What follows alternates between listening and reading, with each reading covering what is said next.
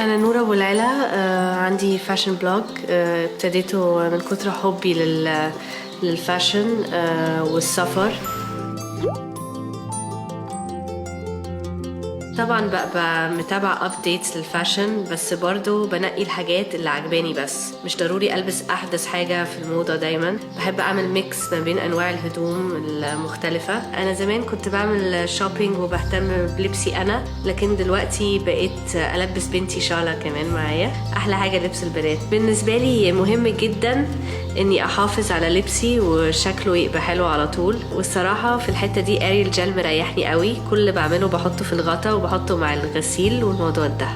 أنا اتكلمت عن لبسي وحبي للفاشن، انتي كمان حطي صورة لأكتر لبس بتحبيه جنب ازازة أريل باور جل، وقوليلي اشمعنى اخترتي اللبس ده بالذات مع هاشتاج لبسي بيتكلم عني.